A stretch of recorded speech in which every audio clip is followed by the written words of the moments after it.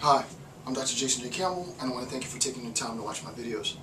I'm continuing the discussion into human rights, specifically to pick up where we left off in the last discussion as far as the necessary and sufficient conditions needed to satisfy the category and the act as an act of torture. I'm going to continue that analysis now in a relatively short section. It's 5.1.1 in the notes. However, there's a lot of sort of conceptual complications that arise, and I just want to really spend time to flesh out this notion. So with that, let's begin. This is human rights, and this is section 5.1.1. We are using the Human Rights in the World Community text, and primarily we're looking at the section on torture. The first is the idea of torture and terror. Right? So now explicitly the combination of concepts. We talked about detainees being tortured. The allegation with, especially in the unfortunate events that happened in Abu Ghraib, that the detainees were terrorists. So the question becomes, what is the conceptual linkage between torture and terror?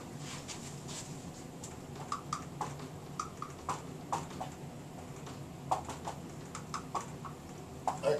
The conceptual linkage between the two, again, the notes that I'm using are available. I recommend that you download, print it, follow along. I'm on page 12, section 5.1.1. So the first thing that we see is a quote, right? And it's the following, quote, "National security is a legitimate interest of any state." That's a given, right? When we're talking about sovereign nations, for a nation to maintain its sovereignty, a nation would be completely ridiculous, it would be obscene not to have large portions of the intelligence community, a significant portion of taxpayer dollars, be strictly devoted to securing the borders, to securing the nation. So national security is an interest of any state, right? So national security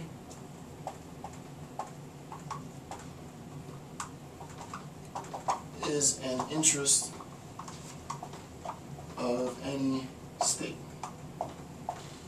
National security is an interest of any state. Okay, so that's the first point. Number two, we're going to look at this idea.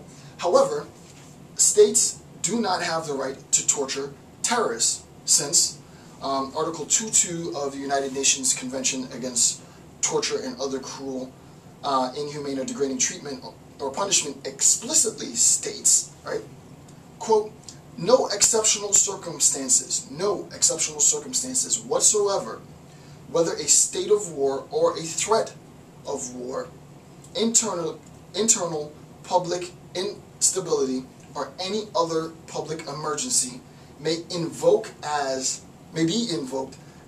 a justification of torture, right? So that there isn't a conceptual justification to participate in an act of torture, right?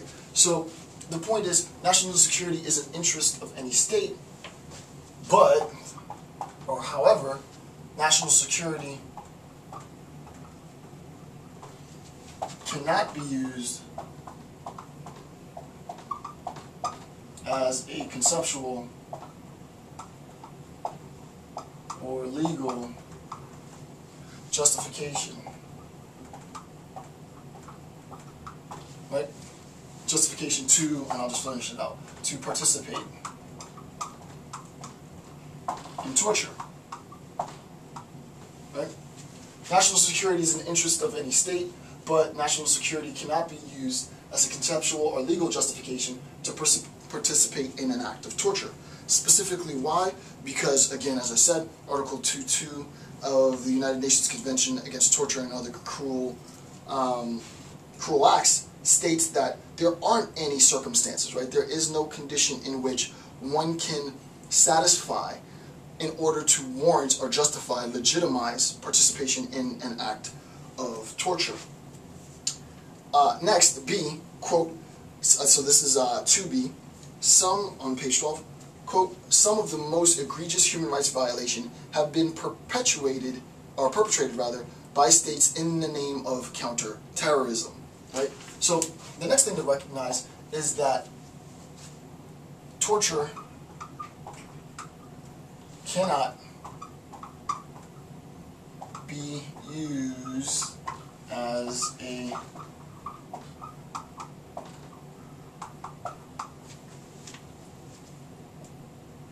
counterterrorism tactic. Right?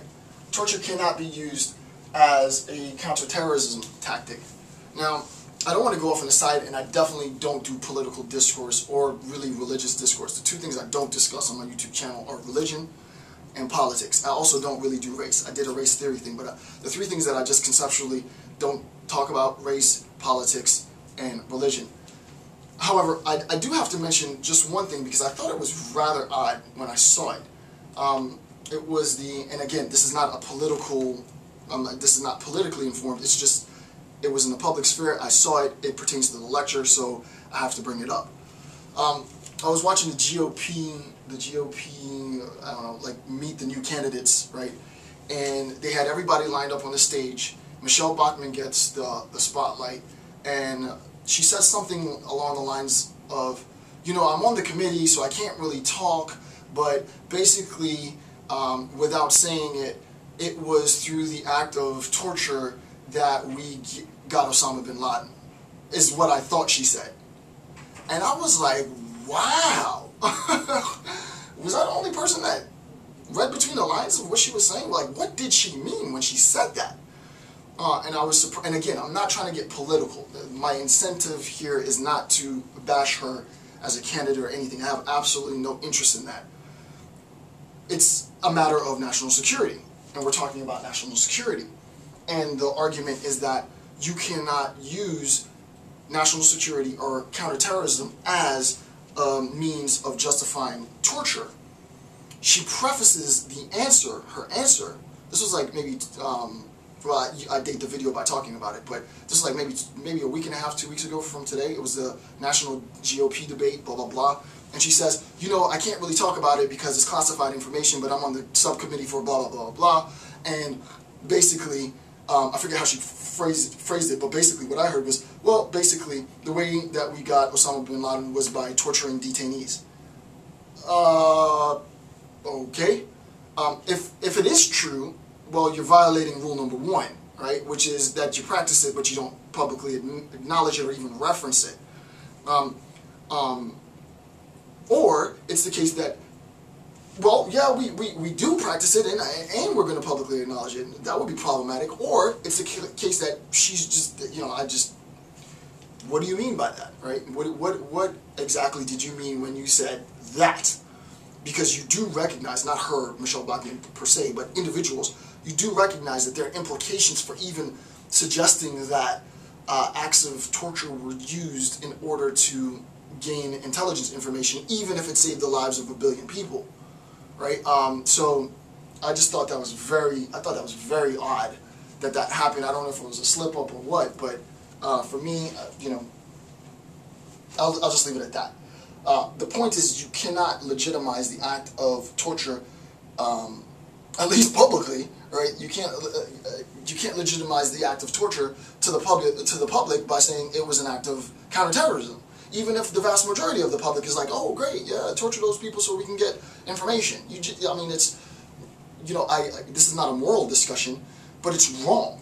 And not only if it's wrong, if you're not motivated by morality, it's illegal, right? So even suggest that the nation was, based on your intelligence knowledge, participating, or even suggest that the nation was participating in acts of torture in order to gain information is the you know, that's not good. That's not a good look at all. Okay. All right, number 3. So clearly you see the relationship between sort of Bachmann's comments on the GOP debate and how it pertains to this discourse, because legally, conceptually, theoretically, it's no justification. So the attempt to even bring it up defies reason, because even if you were as persuasive as you can be, there is an